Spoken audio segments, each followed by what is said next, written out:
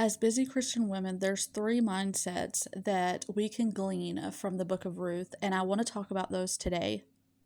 Recently, I was studying the Book of Ruth because that's one of my favorite books of the Bible, and anytime I am struggling on where to go in the Bible, I seem to always land on Ruth. It is just such a rich book, and there's so many things that you can take away from it as a woman.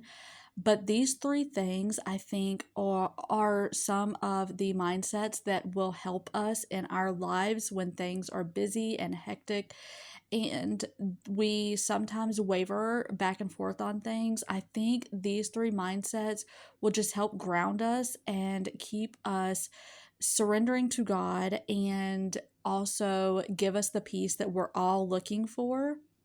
If you are new here, my name is Raylynn, and my goal is to help busy Christian women have consistent peace and deeper faith with habits and strategies that I share that will just help us in our day to day lives. And if that interests you, then I would love to have you stick around. Let's dive into each of these habits. I am so excited to talk about this with you. The first habit is the habit of radical loyalty. Ruth's loyalty to Naomi wasn't convenient. It was a radical act of faith that flew in the face of all logic.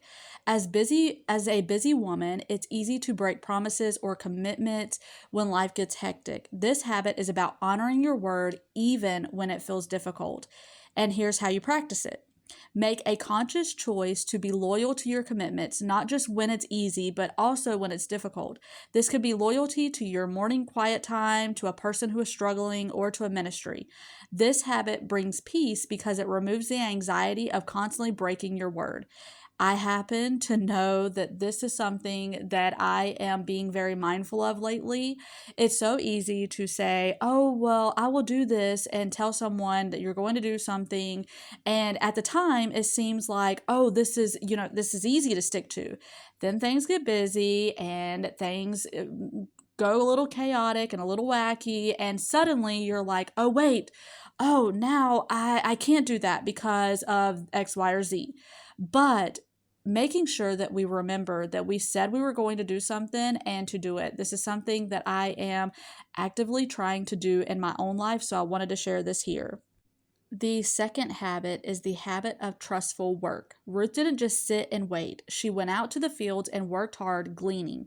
She worked diligently, but she also trusted that God was in control of the harvest. She did her part, but didn't try to control the outcome. How to practice it. Do the work God has given you, whether it's at your job, in your home, or with your family, with all of your heart. But then surrender the results to Him. This habit of trustful work combats the feeling of being overwhelmed. It helps you focus on what you can control, your effort, and release what you can't, the outcome. I have to do this a lot in my life because my schedule is forever changing. Things are sometimes up and down, and I have learned over, especially the past year, that even though things get a little sideways sometimes, I know that God comes through every single time. And so I even had a friend tell me this not too long ago. She was like, Raylynn, you can only control what you do. You can go to work and then God will bless you how He sees fit. And leaning on that has definitely given me that peace because it's about knowing and trusting that I am doing my part. I'm leaving the rest with the Lord. And every single time He comes through. There's never been a time where He did not come through for me. It may not have been how I thought it was going to happen, but I don't get the luxury of knowing what life looks like 10 minutes from now, an hour from now, 2 days from now, 2 years from now. So I don't get to see what my life is going to look like and how my choices or how my life is going to be. So I know that I have to put that in God's hands and He knows better than I do. So I have to just do what I can, do my part in my job, in my home, and with my family, and trust that He will do the rest. And the third and final habit is the habit of active waiting. After a long day of work, Ruth went and rested at Boaz's feet. She has done all she could, and now she waited patiently for him to act. This is perhaps the most difficult habit for a busy person. It's about working hard and then intentionally pausing and trusting God to move on your behalf. How to practice it. After you completed a task, whether it's sending an important email or finishing your chores, take a moment to pause.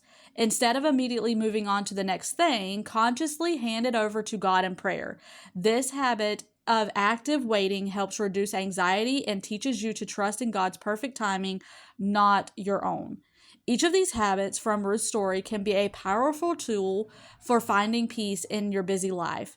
Which one of these three do you feel would resonate most with you today? I definitely want to hear down below which one of these you're either already doing, wanting to work on, or that you needed to hear to help give you a guide in the right direction. I know for me, each of these have been helpful at different times or things that I need to work on. So, and they're just reminders, and we're not going to be perfect at it. This is just a guide. This is just an encouragement to help us get on the right track if we have struggled with these things in the past. And so I just wanted to give you a little bit of encouragement and inspiration today. And I hope that you enjoyed this video. Again, let me know which one of these resonated the most with you. And Lord willing, I will see you on the next one.